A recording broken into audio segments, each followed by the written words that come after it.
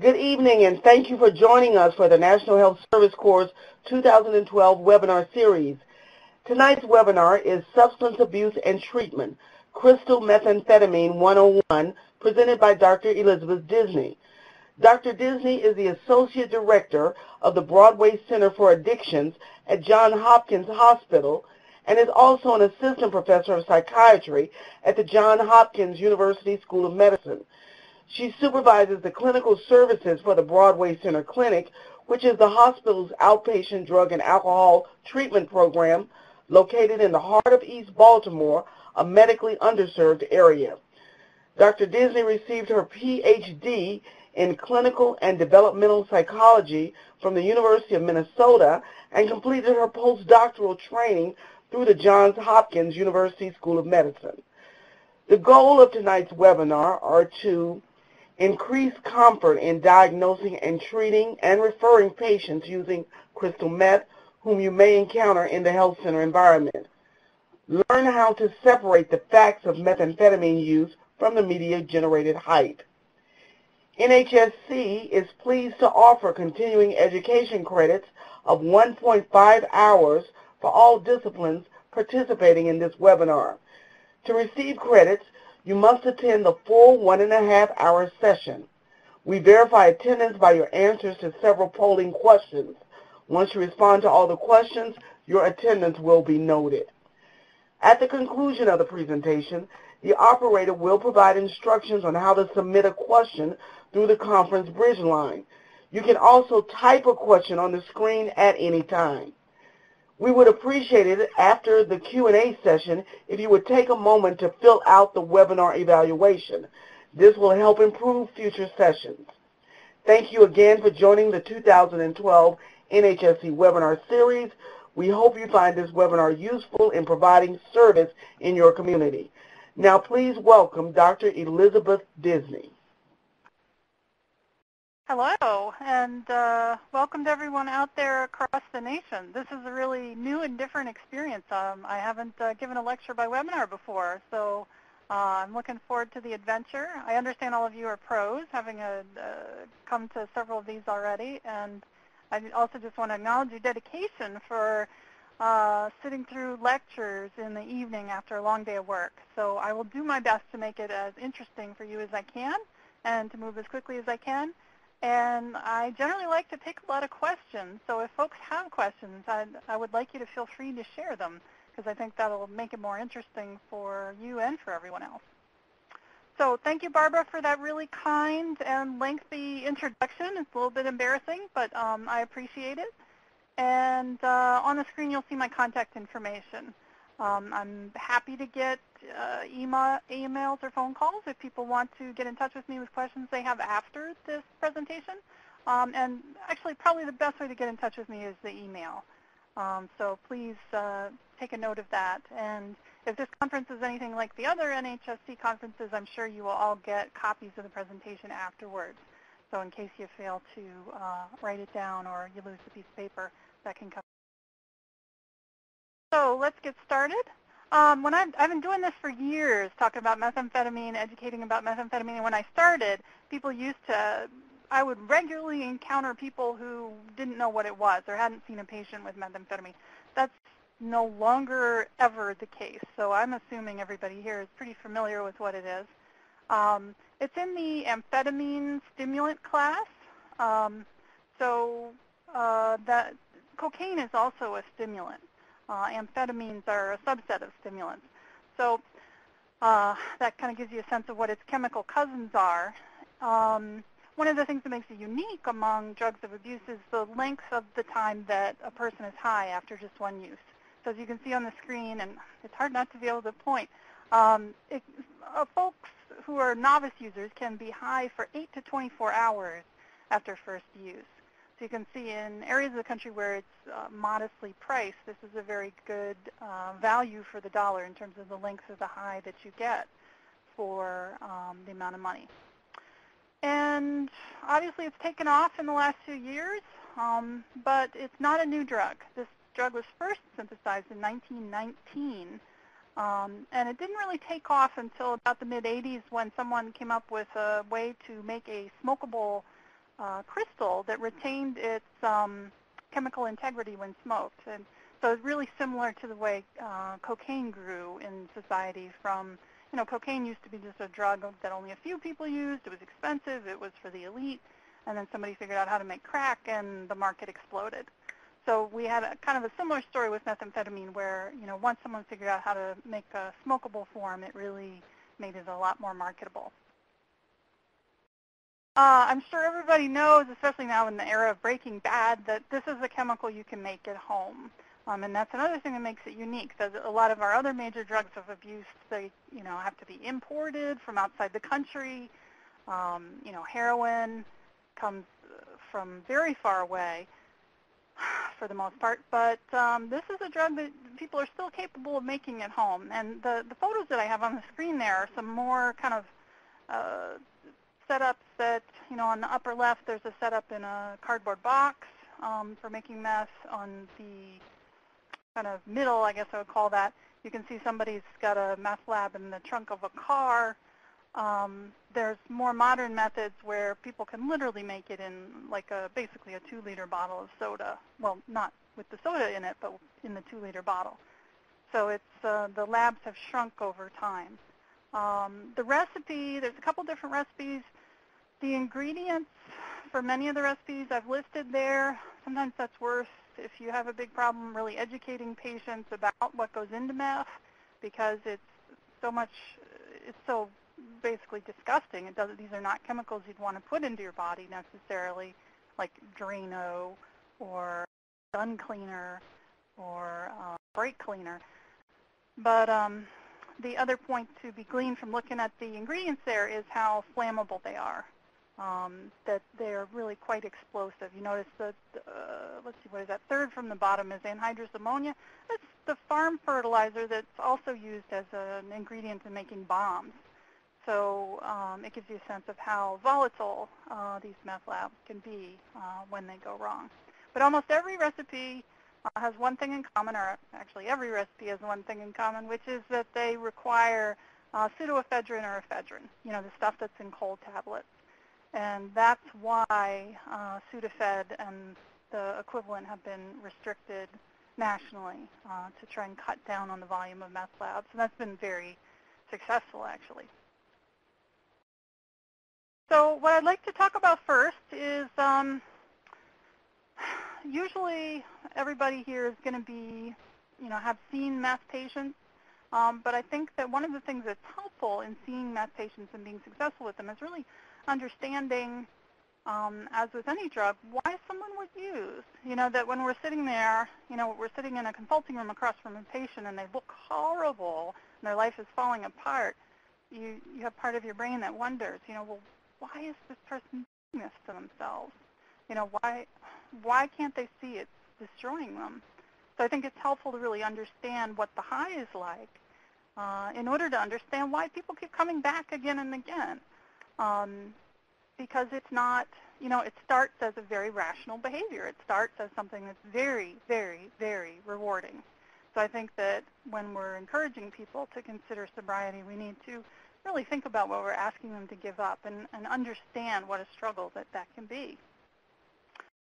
So I'll tell you a little bit about the experience of using methamphetamine and how it affects, by talking about how it affects the brain.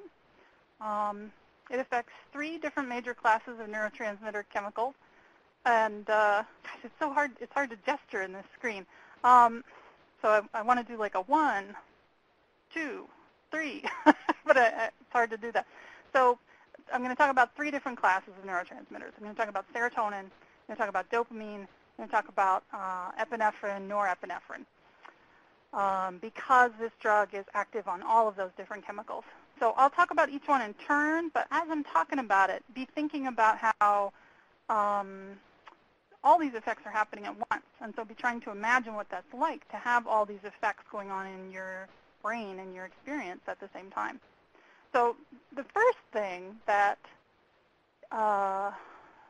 this drug does is that it really increases the amount of serotonin in the brain.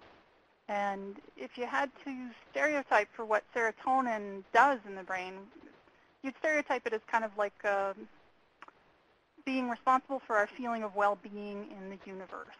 That people who are really low on serotonin really describe the experience of just being miserable, ill at ease in their skin, just feeling like things are not well. So having very high serotonin is really the opposite of that. It's a feeling of just general well-being, lowered anxiety, lowered self-doubt, feeling confident, feeling great about yourself. Really a state of comfort and of fearlessness that many of us really seek. You know, that in normal life it's average to walk around with a lot of anxiety. But on methamphetamine, that routine anxiety of daily life really drops away, and people feel 100% confident that they are really attractive and sexy and just very intelligent, you know, just feeling fabulous about the self. So that's something that is sometimes hard to get in daily life. And just to note that this is part of what makes the drug dangerous is the decrease in anxiety causes people to make decisions that they wouldn't make otherwise. You know, that it's not a smart decision to have a lot of random sex with strangers because there's real risks involved. But on this drug, it doesn't seem so scary. It seems more like, well, why not? It could be a good time. So people are more likely to take risks they wouldn't otherwise take. And so feeling great about the self, feeling really good looking and handsome. At the same time, this drug is also impacting dopamine, really increasing the amount of dopamine in the brain. And dopamine is the neurotransmitter we always talk about when we talk about addictive drugs because it's one of the ones that almost every drug acts on. So it kind of got the stereotype of being the reward pathway. And technically, it's almost more like it helps the brain bookmark and a reinforcing experience to remind us that, ooh, that was something really good. Let's go back and do that again soon because the results were really, really good. Oh, excuse me. Sorry about that. So this drug releases more dopamine than you can release in any kind of normal life experience. I mean, by a huge factor. So normally we get dopamine release when we do things that are rewarding. So we get dopamine release from eating fatty foods, eating sugary foods, flirting. When you flirt with someone and they flirt back and it feels really kind of exciting, that's actually a dopamine release that's responsible for that. Obviously sex, that causes dopamine release. So, you know, you've had lots of experiences in normal life that release dopamine. You know what that's like. But what we don't know is that on methamphetamine, it releases so much more dopamine than these activities can release in normal life. So, as I've noted on the screen, it's 15 times as intense. So imagine, you know, the experience of eating chocolate cake while having sex, while flirting with someone new, while winning the lottery, all at once, 15 times more intense. It's a little, being high on methamphetamine is a little bit like that. So that's one of the things that makes it so hard to give up is we don't normally get that much intense pleasure and reward in normal life. And it is more intense than cocaine. That's one of the things that you notice is that if on the screen, cocaine raises dopamine levels just 4 times. This raises dopamine levels.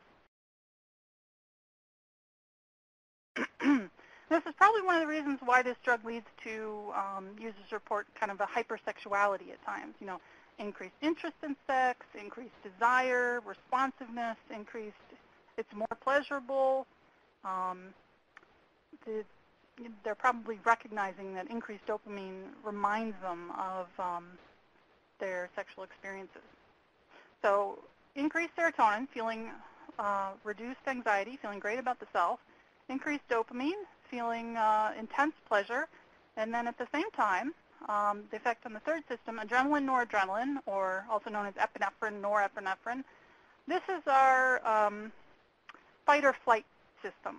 You remember this if we talked about it in high school biology. That's why I put the little graphic up there of the guy fighting the bear, because this is what this system was designed for, is that in exciting or stressful situations, this system clicks on to bring us a lot of energy, help us really focus in the moment, and do whatever needs to be done.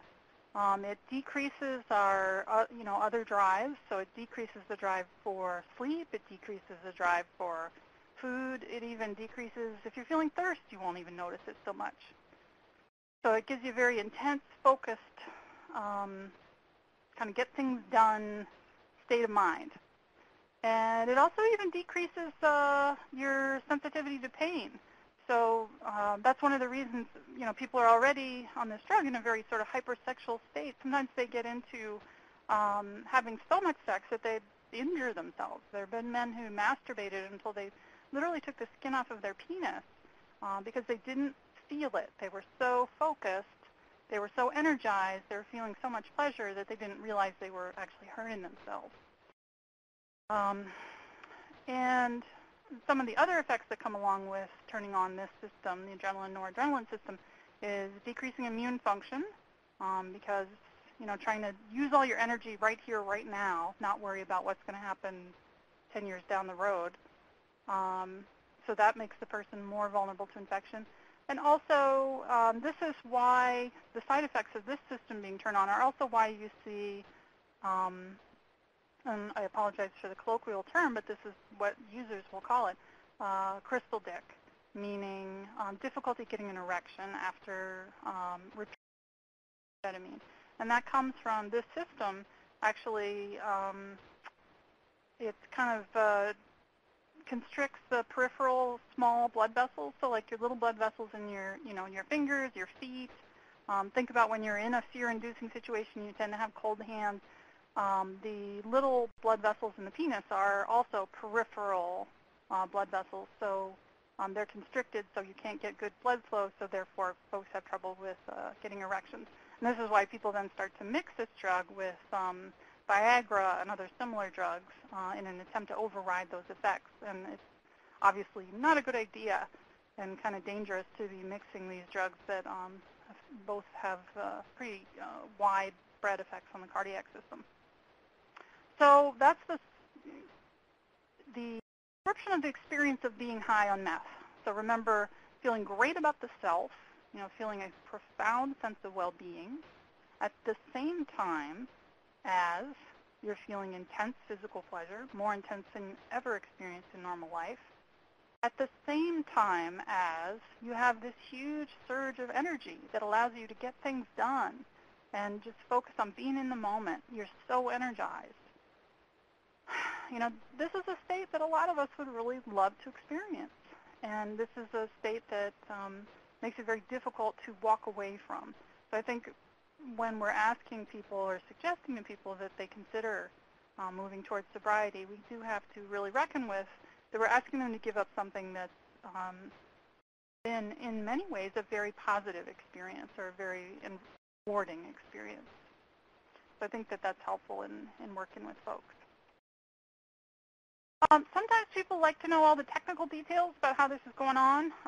If this doesn't interest you, just go na-na-na for a minute. But if it does interest you, it, as I said, it increases the release of neurotransmitters in the brain.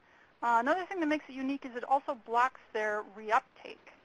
So reuptake is that system, where they're like little vacuums in the brain that collect the neurotransmitters and save them for later. So that they're out there in the synapse, they're doing their thing, activating brain cells, and then they get sucked up to be saved for later. This drug blocks that system so that the neurotransmitters are just floating out there in the synapse, doing their thing until they break down. Any chemical eventually falls apart. So the neurotransmitters literally get kind of used up with repeated use.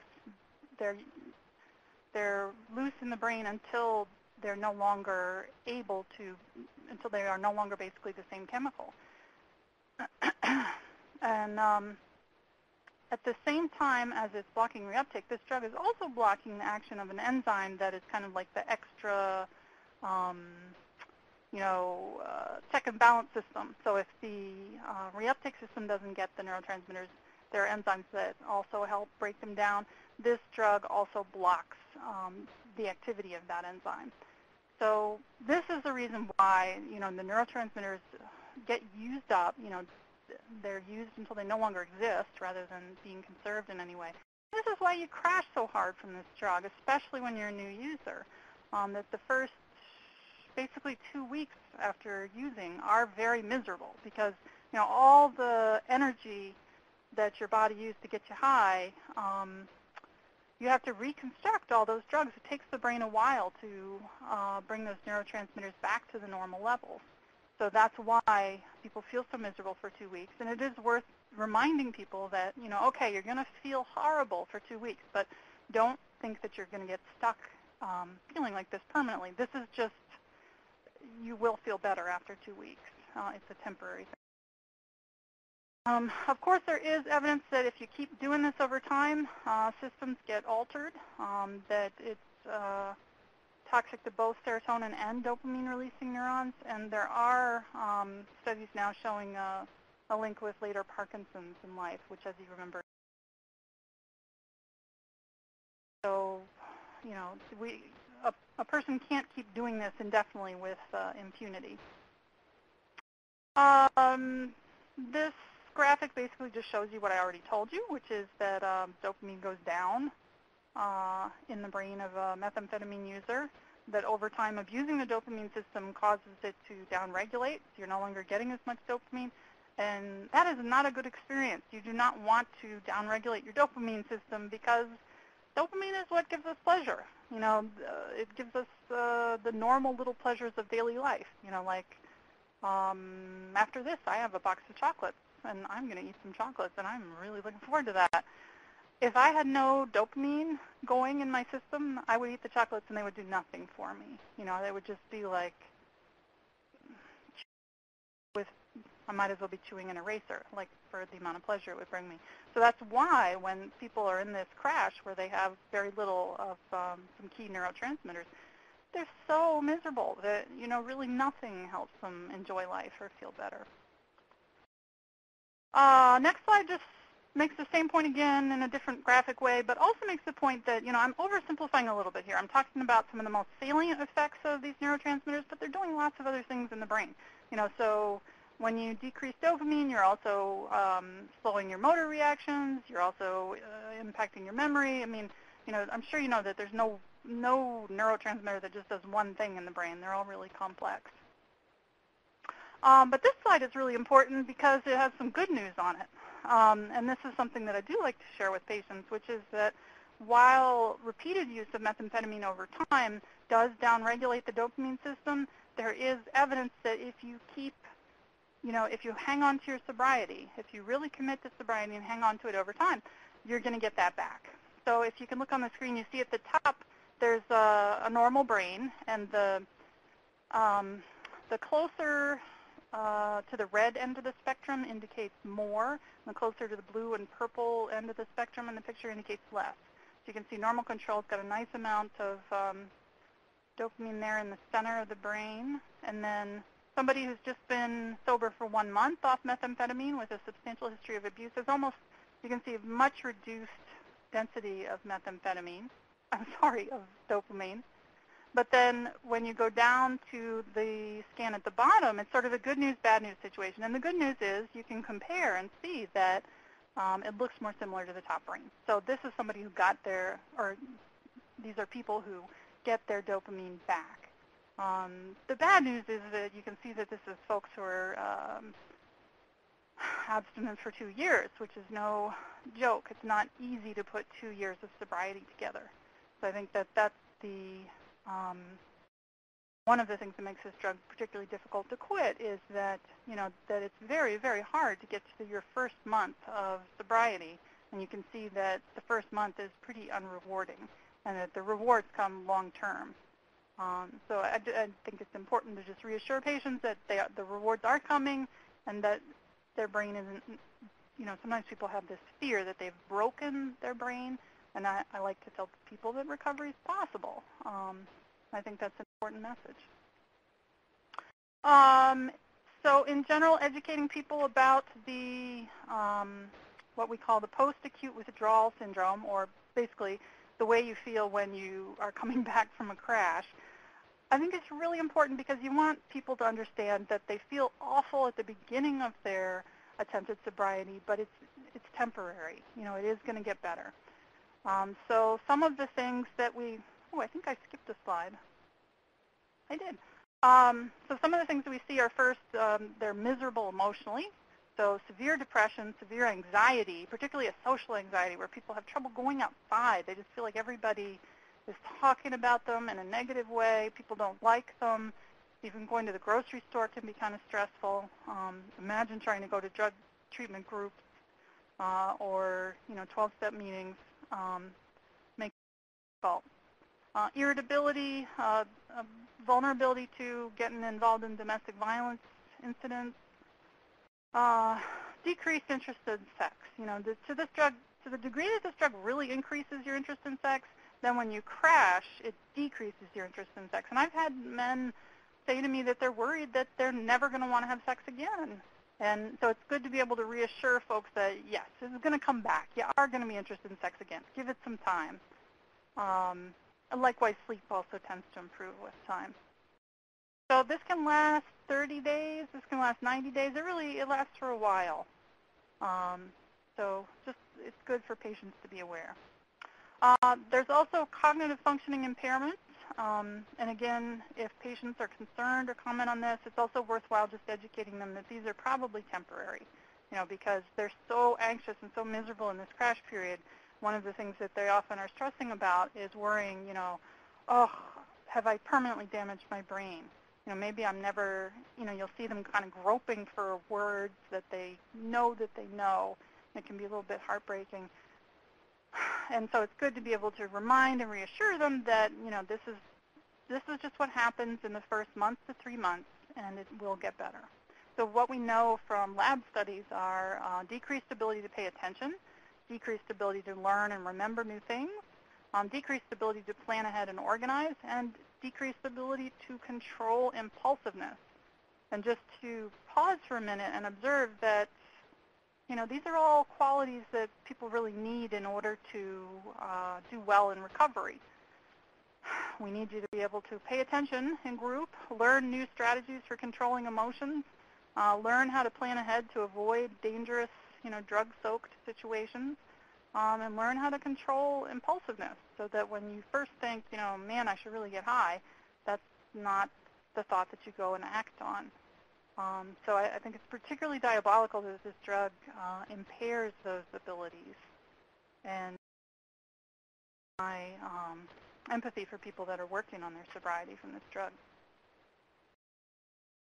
Another side effect that you do sometimes see, unfortunately, in early sobriety are amphetamine-induced psychosis. Particularly if you work in behavioral health, you've probably seen this already. So it kind of mimics, it can look a lot like schizophrenia.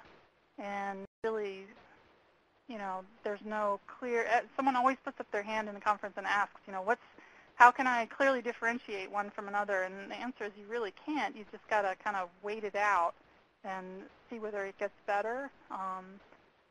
It's sure that the patient continues to be sober, but there's no easy way to be really clear about where this came from or, what are the symptoms you're looking at. So it occurs in about a quarter of heavy users, can have all kinds of unpleasant hallucinations. A lot of times they're very they tend to be auditory, they tend to be kind of social.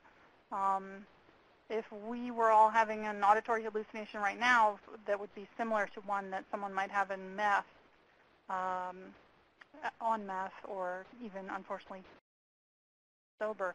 It might be that that in the background of this conference call that you can hear someone talking about you and commenting negatively on whether you're paying attention, whether you're dressed appropriately, whether you're really a professional, whether you should really be here.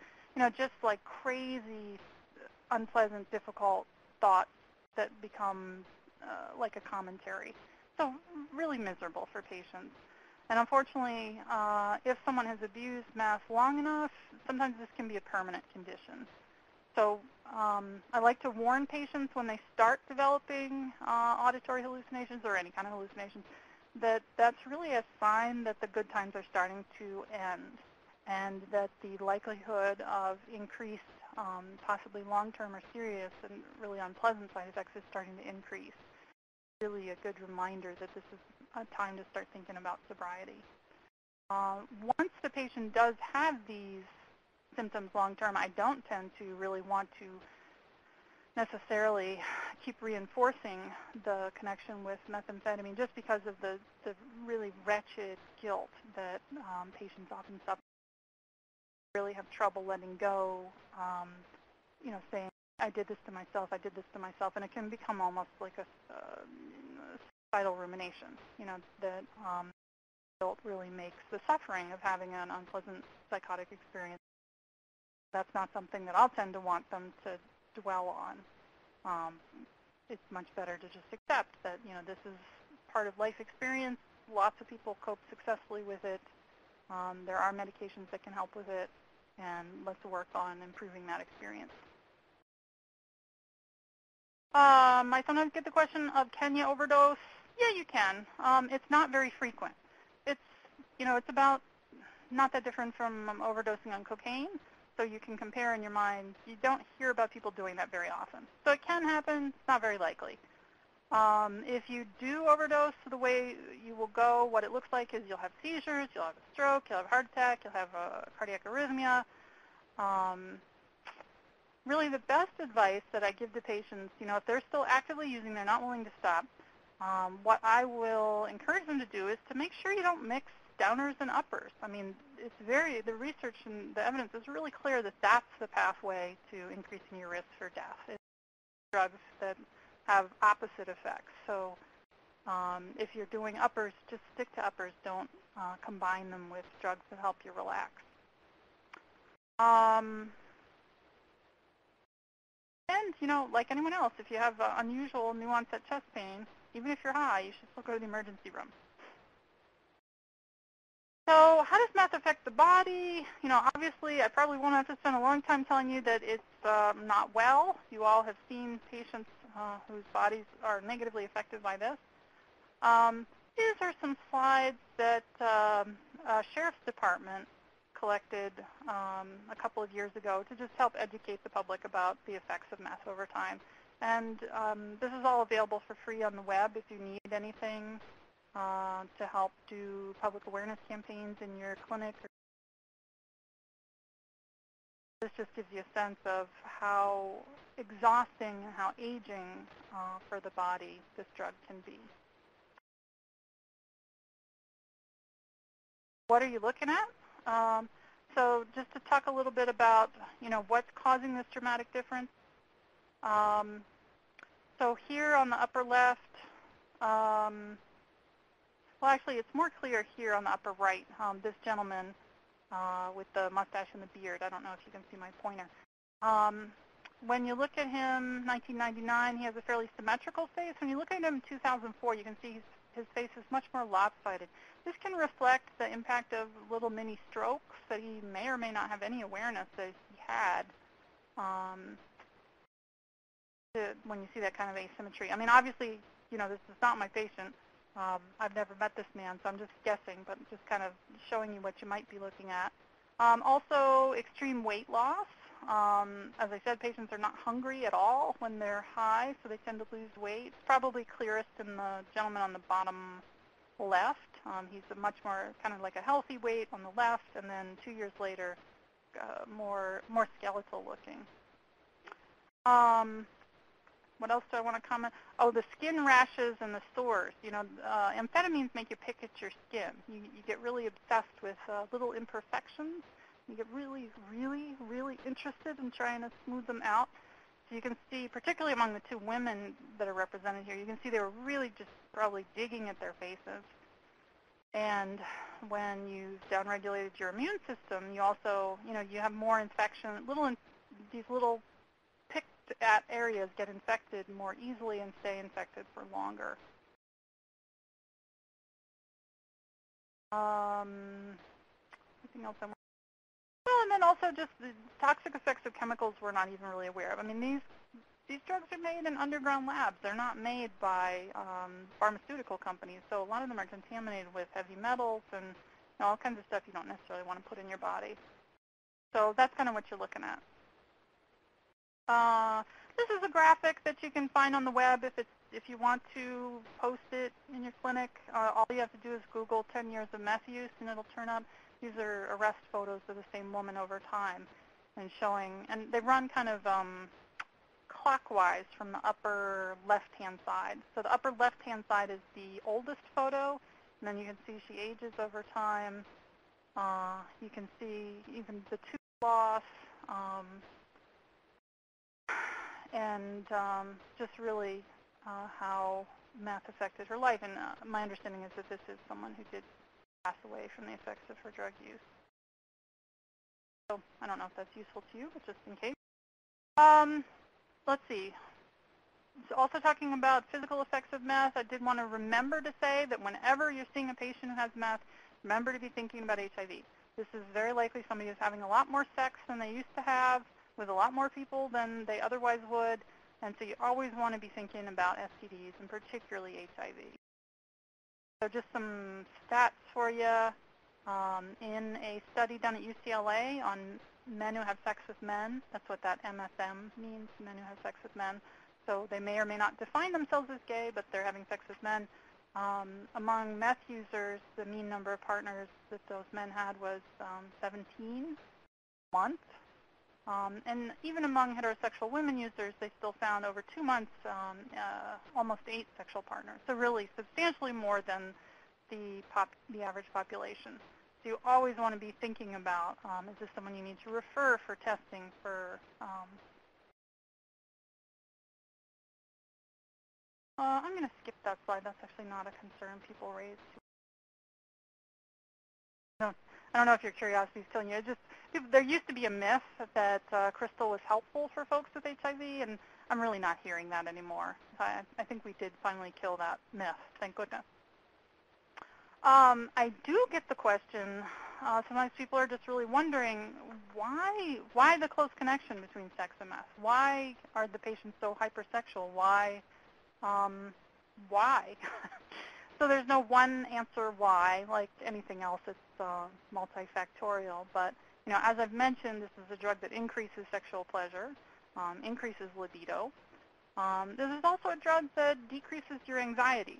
So sometimes one of the things that hold people back from being more sexual is just their anxiety that other people would think that they're gross or not be attracted to them. This drug removes all of that. People feel fantastically attractive, so they're much more likely to proposition more people. Cognitive effects. This is a drug that reduces your decision making, and your inhibition of impulses. So you're more likely to act on a quick impulse or thought that you might have. Then also, probably part of the effect is that often people are introduced to this drug by a sexual partner.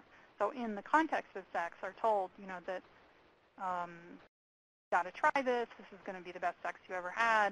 And we know that with any drug, even alcohol, what you expect to have happen when you use it really impacts what happens. So the more you expect that this is going to be a drug that will make you feel very sexual, the more likely you are to see that effect. So it is also worth making the point that this does differ. The impact on sexuality does differ between men and women, which is probably not a surprise. So this is from a poll across a couple thousand different users of different drugs. So what you see along the bottom there is what is the person's drug of choice, and they ask them a lot of different questions about different aspects of their experience. So this tells you the percent that responded yes. Yellow's male, green's female. So the question here was, my use of my drug of choice has made me become obsessed with sex and or made my sex drive abnormally high. So if you look on the left, you can see opiates, well, like heroin, painkillers. Almost nobody says yes, and that's generally opiates kind of little bump with alcohol, so people feel much more sexual with it. And then when you get into the stimulants like cocaine and particularly methamphetamine, that's when you really start to see this skyrocketing. So half of men on cocaine and 3/4 of men using methamphetamine said, I was obsessed. My sex drive was abnormal on this drug. And so you can see the women are trailing behind, but on meth it's about, almost half of women. So there is a substantial gender difference. And there's an additional question I just forwarded to the next slide. They also asked the question, my sexual behavior under the influence of my drug of choice has caused me to feel sexually perverted or abnormal. What percent of people said yes to this? So again, opiates, hardly anybody. Alcohol, just a few. And then with cocaine and methamphetamine, with the stimulants, you really see it's almost half of men are saying, I'm worried that I'm some kind of pervert. And that's a really loaded language. I mean, people who feel like that they might be a pervert, or people who feel deeply ashamed of themselves and feel like they have this sick secret that they really can't share. And it's very important as healthcare providers that we help patients to talk about that and to realize that they're not alone, and that they can go on and leave this experience behind them and go on to have another satisfying and more average kind of sexual life. Because sometimes there's this fear that after everything I've done, who would ever want to have sex with me again? I am so disgusting. And it's important to counteract that and help people keep moving beyond that. And that's certainly the role of counseling also. And how does meth affect the teeth? I don't think I need to spend a lot of time on this. I'm not a dentist. I'm a psychologist. So I'm sure it's not good for your teeth. I'm sure you may have seen the pictures. Those of you who are dentists here could normally I would call on you, and you might have quite a bit to say about your experience with this. And again, it's multifactorial. What causes this? It's no one thing. It's lots of things. People aren't, brushing their teeth. They're not thirsty. They're not drinking water. They have less saliva. They're grinding their teeth. Remember I talked about those little blood vessels being constricted? You have little blood vessels in your gums, too. You don't want to constrict that. And then on top of that, meth itself is acidic. It can eat away at bone and flesh itself. So to briefly talk about who's using and where is it the worst? This is just a compilation of some random photos of different people who've been open about their recovery from meth that I pulled off the internet. If it was going to be perfectly representative of who's using, it would be more evenly balanced between women and men. I just had a harder time finding pictures of women. And it is kind of representative that it's a mostly Caucasian face, or they're all Caucasian faces, actually. This is a drug that has made bigger inroads in that population than in other populations. So this is, everybody usually likes to see the United States map with where meth is the worst or where the use is the heaviest on it. The government used to, National Survey on Drug Use and Health, they used to update this really regularly, this map, but in recent years they've been slowing down. So I do apologize, this is 2008 data. That is the latest data that this map is available for. But I've been tracking this map over many, many years, and the trends have not substantially changed. I mean, frankly, it looks fairly similar across a wide span of time. So what you see is, as you know, that this drug most severely impacts the West Coast and then really spread to the Midwest, and is still not very present in the Northeast and Mid-Atlantic, comparatively lighter impact. The reason this graph shows 18 to 25-year-olds is those are the folks who use the most. So those are your high state and see where you fall. And then this is the map also as far as national prevalence. It just shows you the prevalence of methamphetamine labs that are being discovered and reported to the police. So again, it gives you a sense for how much there's going on in your area, but remember that this is data that's subject to lots of bias. So first of all, police have to be interested in this issue and have the money to pursue it, and they have to discover it. It has to be reported to them. So there's lots of noise in this data. But I guess what you can see is that the strongest cluster is really kind of not exactly in the center of the United States, but just a little bit. Do you see over here? It's really hard to not be able to point. I'm sure you can see where I'm looking. And the West Coast, despite the higher prevalence of use out there, they cracked down early and hard on meth labs and saw some results from that. So the rest of the country came along in 2006. That's when the act restricting pseudoephedrine over-the-counter sales was passed. And it was just a tremendous, tremendous difference. So you can see this is the most recent data. This is 2011. So the total number of meth labs reported in the United States were 10,000. And that's down from a high. I was doing this in 2004, and at that point it was 17,000. So really a lot of change over time. But what the change has meant is not that people aren't using meth. It's just that now it's being made in Mexico, and it comes across the border, more like other illegal drugs.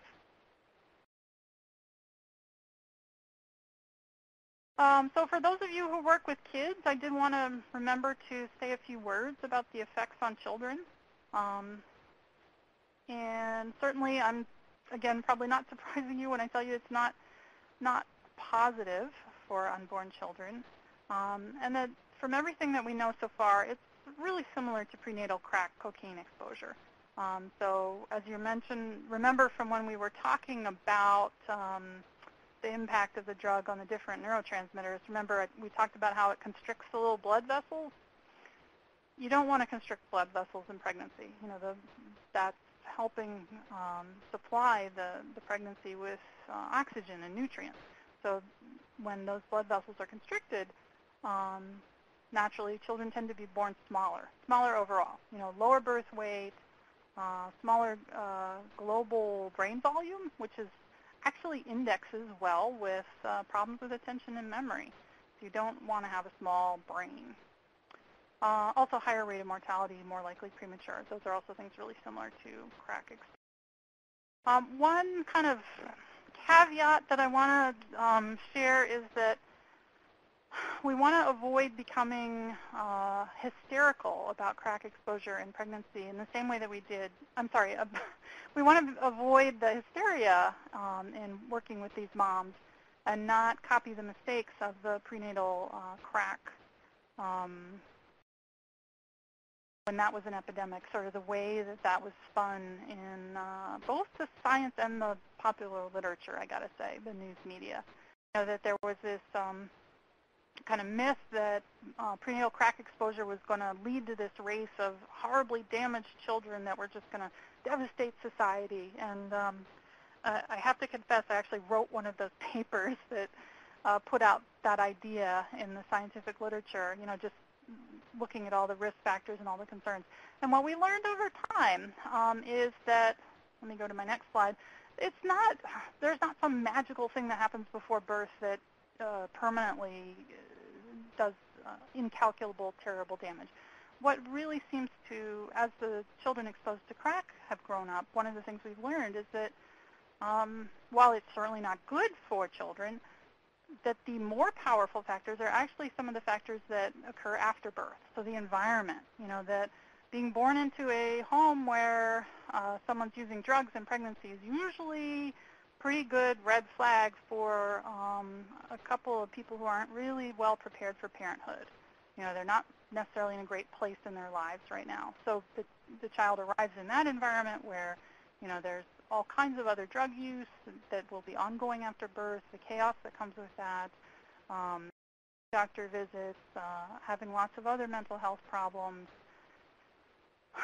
That those are the things that really have some of the most powerful negative impacts on child development.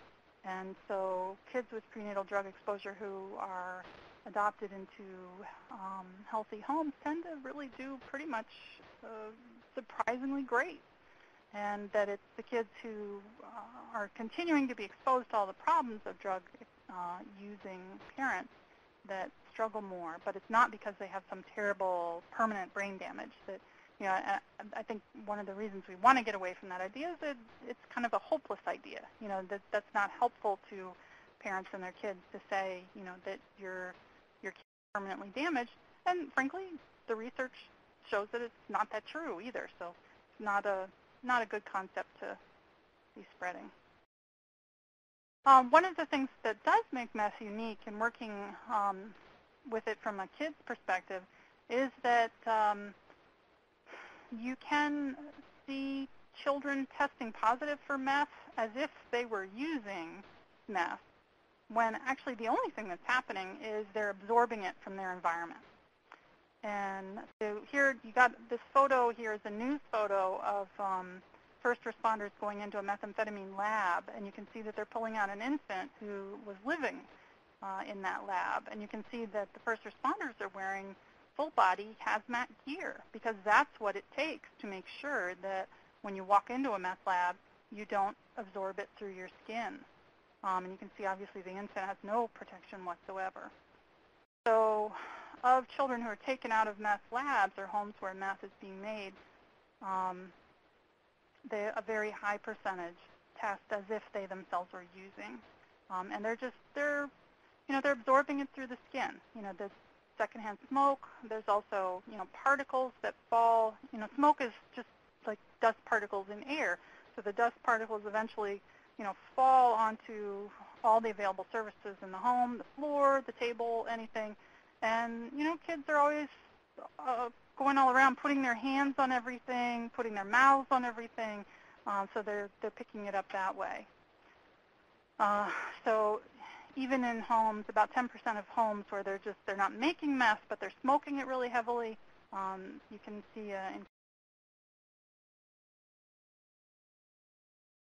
I used to co-present with, for a while I was co-presenting with someone from law enforcement, and so he would just shared some of his photos that he had of meth labs that they had busted and where kids were involved. So like here you can see someone was literally weighing out and measuring meth right next to the crib. This was one where a gentleman was making meth. This was a kind of old-fashioned coffee setup. He's watching his lab while he's also watching his child. This has some implements and things that are meth, right down on the coffee table where kids can get at them, where there's snacks laid out. And this was a photo from a trailer. This is a trailer in Iowa where the parents really did not want to expose their children to what they correctly recognized were the toxic fumes. So when they were cooking meth, which was, not infrequent, they would put the kids outside in this dog kennel, and it gets, for any of you who have been to Iowa or live in Iowa, it gets pretty cold there. So really, like you can sense both the parents caring and they're attempting to, protect their children, and just also how they're impaired by drugs and their judgment is terrible. Other child protective workers have also found kids who were really drugged up a lot with benzos or Benadryl to keep them asleep and to keep them out of trouble in the lab. So we don't have a lot of time to talk about that in detail, how to handle this if you're running into these kinds of agonizing, painful situations with children in drug labs.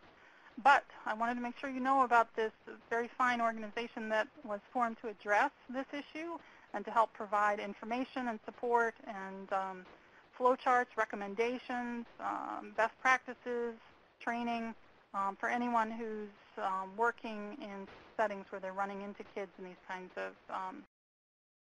So this is the National Alliance for Drug Endangered Children. The web address is on this slide, nationaldec.org. And I don't know if you see it, it's a highlight like this, but our facilitator was kind enough to put it down as a web link, so you can also just click on it from here, I think, which is kind of cool. So I would definitely recommend that if you need to learn more about how to handle those situations.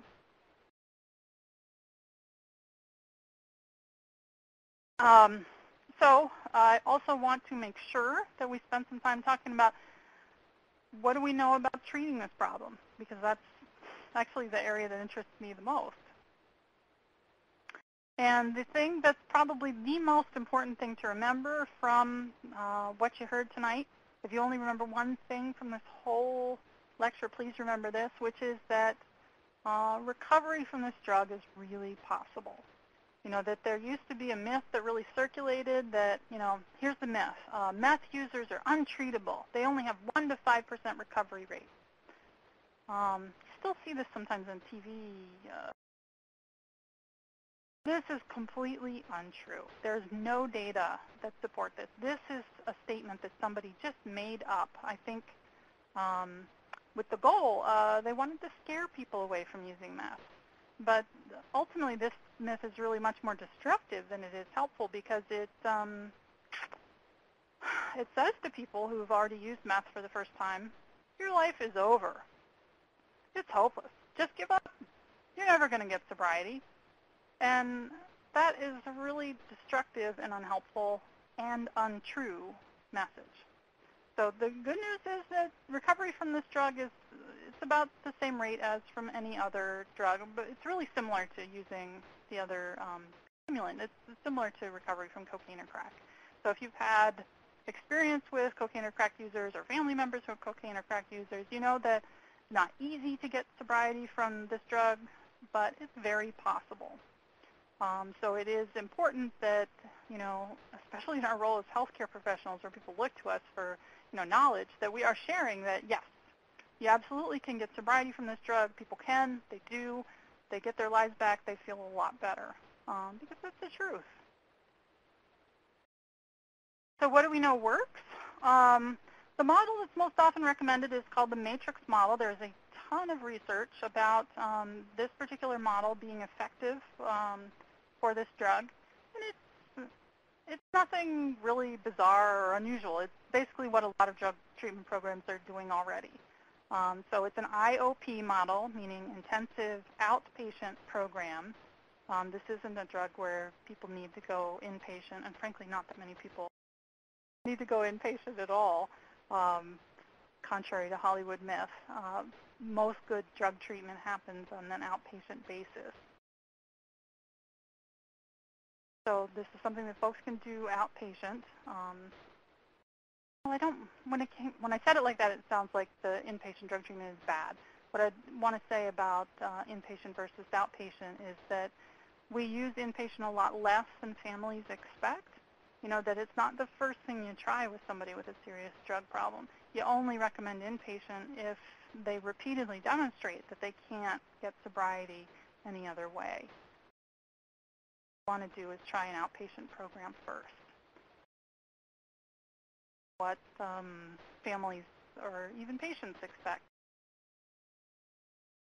So this, like many other models, is an outpatient model, including cognitive behaviorally oriented individual therapy, group therapy, 12-step meetings, relapse analysis, meaning that we realistically expect the patients are going to relapse and that we help them use that experience to learn how to make sure that doesn't happen again. Obviously, drug testing. The things that make this model perhaps a little bit different than what the average clinic is doing is family sessions. We all know that we should be doing family sessions. It's often very difficult to get family to come in, but the research is clear it helps. That when you help the person's whole network, you help the person. So that's an important part of the matrix model. And also peer mentoring, that there's really a good role in treatment, not just in 12-step, for people who can speak to, that I have recovered from this drug. Look at me. I have my life back. I was once where you were. I was, out on the street. I lost all my teeth, et cetera, and now I'm doing so much better. That speaks to someone in a way that we as professionals sometimes can't. That's a part of the matrix model. So if that's something you're interested in, it's a blessing that the government actually was so excited about the matrix model and the great research findings supporting how effective it was that they bought the whole thing, and it's now available for free. You can download it on the internet. And this, I meant to edit this slide. You used to be able to get there from this link. This link no longer works, but our web, is it fair to call this is the guy who's helpful kind of our webmaster, put a link for the matrix model on our web page, which I don't currently see it down there, but it'll come back. You can also just Google it. If you are in a setting where you work with gay men at all, it is worth knowing that treatment seems to work better for gay men if they have specific groups that are just for gay men.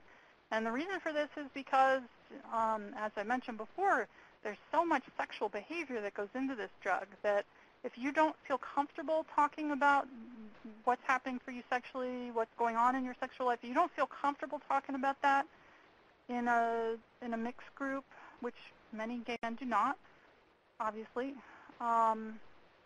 it's dangerous for your recovery. You know, you have to have an environment where you feel comfortable talking about your sexuality and what's going on in your sexuality.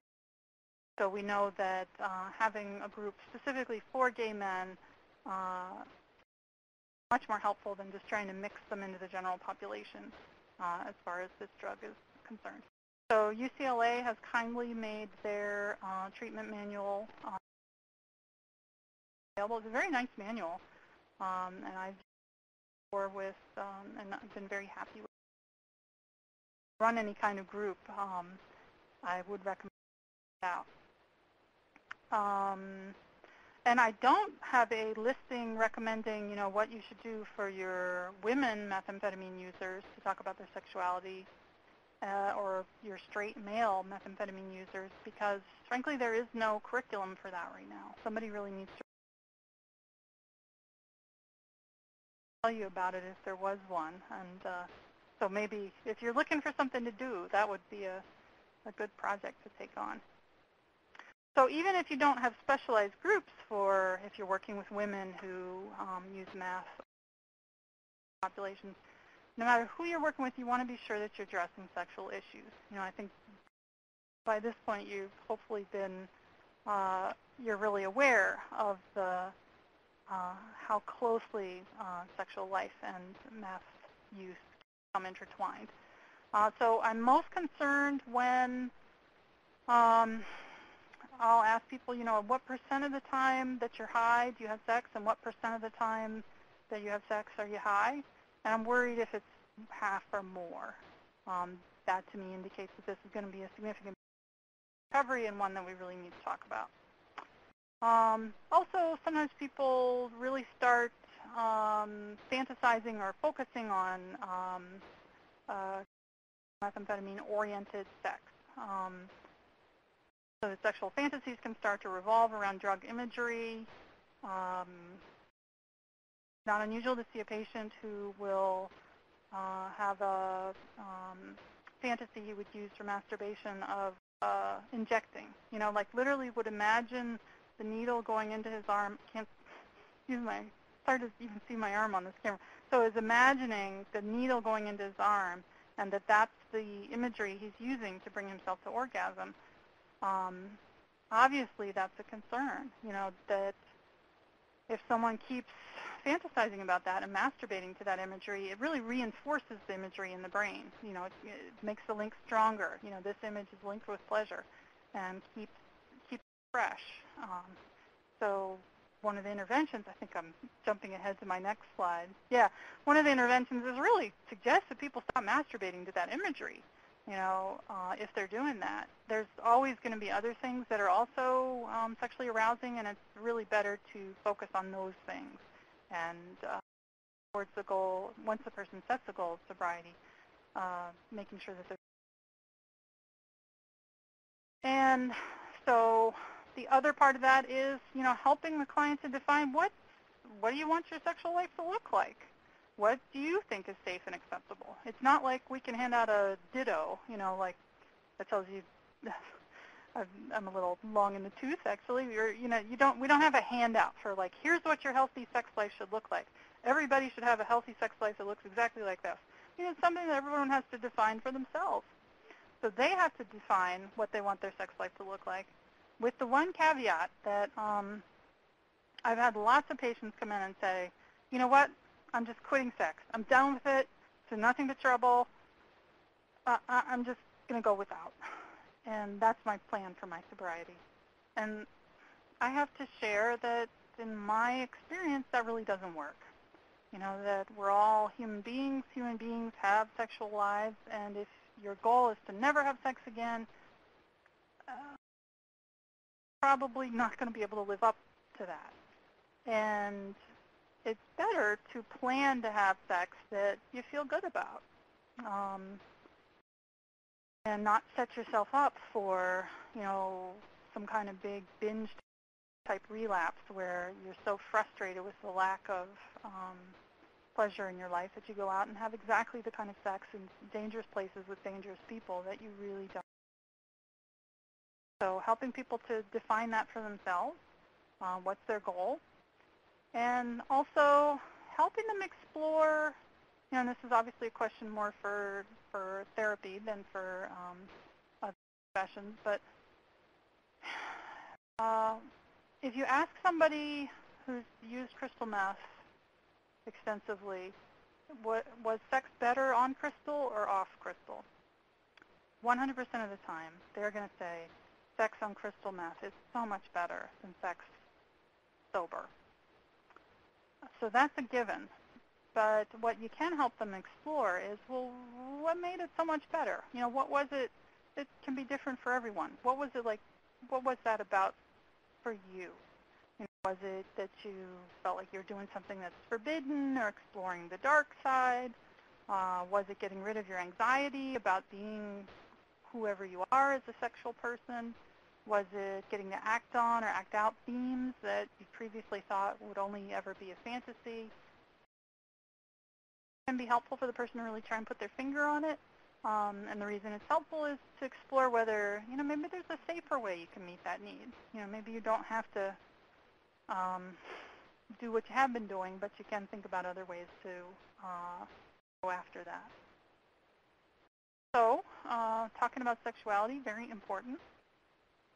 But everybody always wants to jump to this part is, are there any medications that help? And every year I have to break the news that there's nothing really great. There continue to be a lot of active investigations in this area looking for some kind of silver bullet, and we just don't have it yet. So while Wellbutrin seemed to be testing well for a while, seems to, you know, reduce cravings in some people, but the effect is pretty weak, and it doesn't seem to work as well in heavy users. So it's not being used as much as it was. Still under investigation, mixed results. Provigil, Risperdal. I can't really say anything definitively one way or the other. I will certainly let people know when something good comes out because it's just not there yet. Are there any medications that can hurt someone's recovery? The answer to that is yes. And I just pulled a graph from one study showing that Zoloft seemed to increase the rate of relapse compared to even placebo. I just pulled a graph from one study, but we have seen this in multiple studies. So, you know, while, you know, it's not unusual that somebody coming off of methamphetamine has depression, and an SSRI may be tried. Certainly also antipsychotics for the psychotic symptoms. All I want to say is just, you know, proceed with caution with SSRIs. You know, that we do have this data that indicates that maybe the risk of relapse could be increased for folks using SSRIs, particularly Zoloft. So it's something to just keep in your mind if you're prescribing for folks in recovery from this particular, you know, just to worry about a little. So in this presentation, I very rarely get to talk about every single question that every single person has. So I wanted to just kind of direct you towards some resources that are out there that you can use to help continue your learning. So the best kind of general audience book, and this is a book that I've given to patients if they're well educated. It's probably best for somebody with at least college education. For someone with less education, probably not as great. But in that case, frankly, I think as professionals, we can also read it and get something good out of it because it's got some really good basics. This is written by an addiction psychiatrist in New York who sees a lot of crystal meth patients. And so the book is written for patients at different stages of thinking about recovery, including those who are in the stage of thinking like, I don't really want to stop, I'm enjoying this. So he has some good suggestions for how you think about folks in that stage and how you work with them to really minimize the negative impact of the drug on their life and hopefully, help preserve as much health as possible for later when they will become sober. So that's, and also it's really cheap because it's out in paperback. That's another reason I like that book.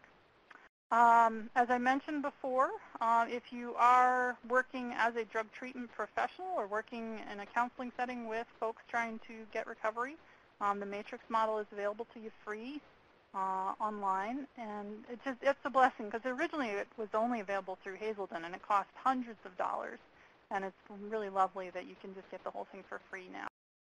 So the address on the screen there is the correct one to find many, many downloads for that.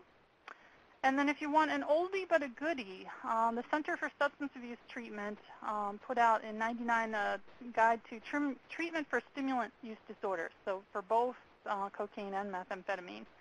Sometimes people are skeptical that it's from '99. Why am I still recommending? I just think it's kind of a classic, that they have some very basic foundational principles there that I think are still very useful, and they also have some good worksheets for distributing to patients that you can really use across a lot of different populations, really very simply and clearly written. So that's something that I recommend, and again, the price is right. You can download it for free, so that's always a plus. So those are the places I would start, and I guess I'm going to move into question time at this point. So my understanding is that, I don't know if she's still on the line, but there's a phone operator, Shonda.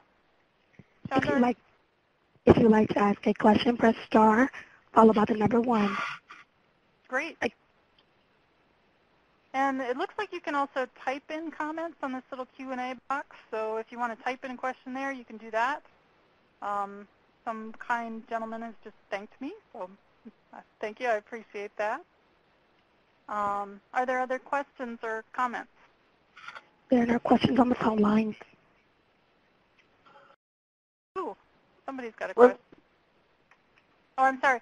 Shonda, were you saying that there is a question or there isn't on the phone line? There are no questions on the phone line. So somebody has asked the question, do we have any statistics on meth prevalence in other countries? Yeah, we do.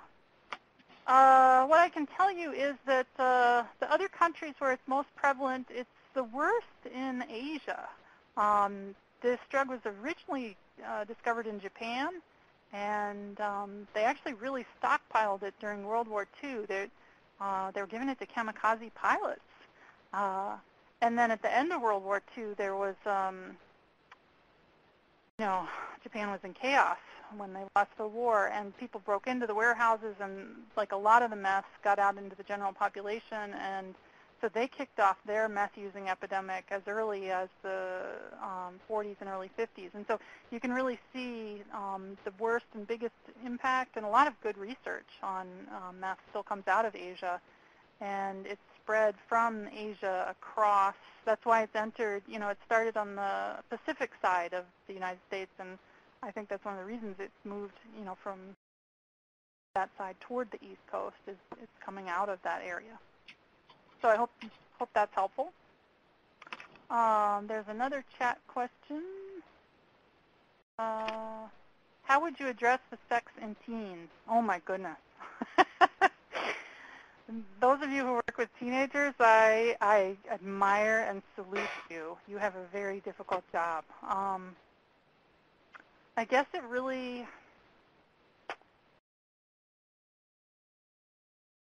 well, I guess I'll start off by saying that there's no magic solution to this, that, you know, when you're working with teenagers, it's very difficult. You're constrained by you know, the fact that they're not considered full adults and that illegally, but that also they have many of the habits of adults. So I guess, how would I address it? You certainly can't go wrong with education and normalization. You want to avoid their getting sidetracked into the path of thinking that they're sick, they're wrong, they're permanently something bad about them. So that's why I would think about, you know, really normalizing these effects.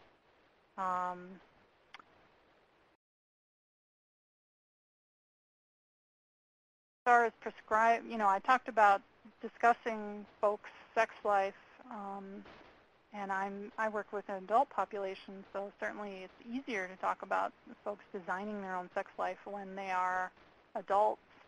I don't know if you feel comfortable doing that with teenagers. I think that's really an individual decision and the decision of the site that you work at as to what the boundaries and parameters are. But that's a tough question. So I hope that's helpful. Feel free to comment. If there's someone in the audience who wants to say more about that, I'd be happy to hear your comment. Another question, why is the face of methamphetamine use that of Caucasian? Is there genetic propensity? Oh, question. Let me think on that for a minute. Well, no, we don't know anything about, you know, that any one particular population is more at genetic risk than another. I think it probably has more to do with social networks. Certainly on the East Coast, it's been a drug that's pretty expensive, and that, I mean, comparatively to the West Coast where it's much, much, much, much more cheaper.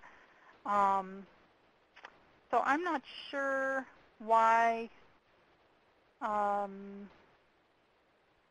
higher risk among Caucasians. Thinking it over, I mean,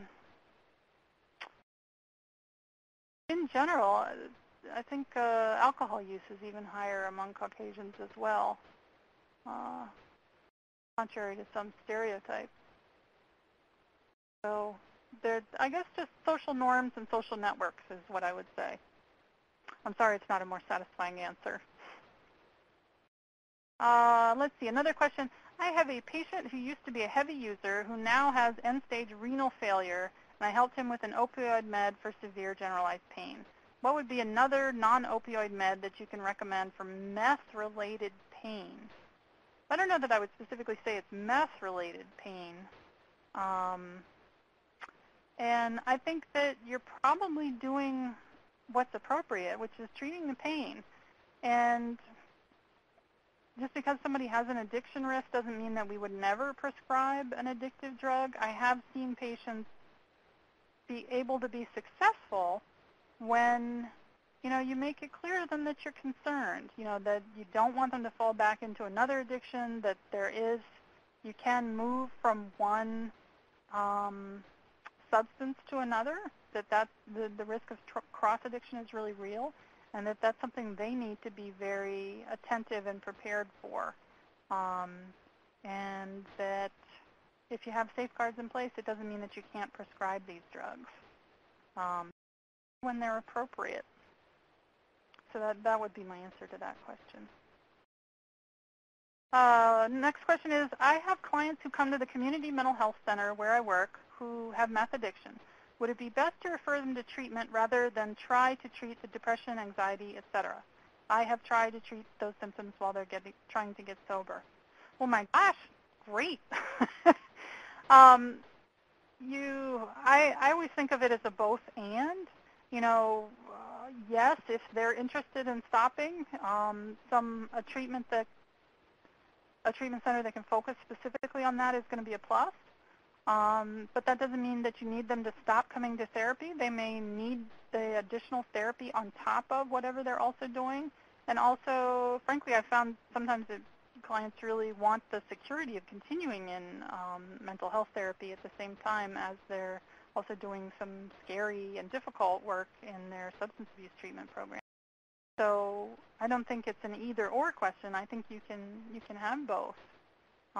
And whatever support that we can provide, both pharmaceutically and therapeutically,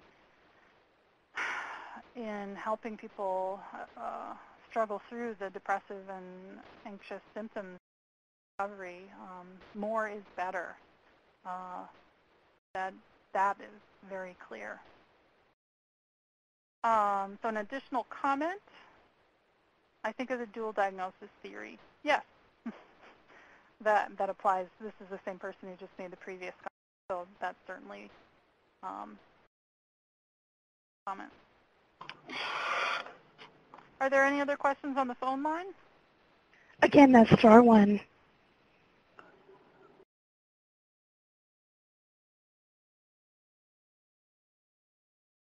There are no questions at this time. Okay.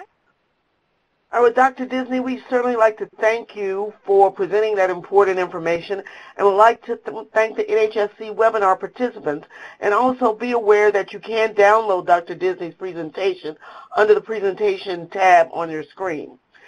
We'd like to ask you to take a moment now to fill out the on-screen evaluation. Your opinion will help us further develop these webinars. Thanks again for attending tonight. Thank you.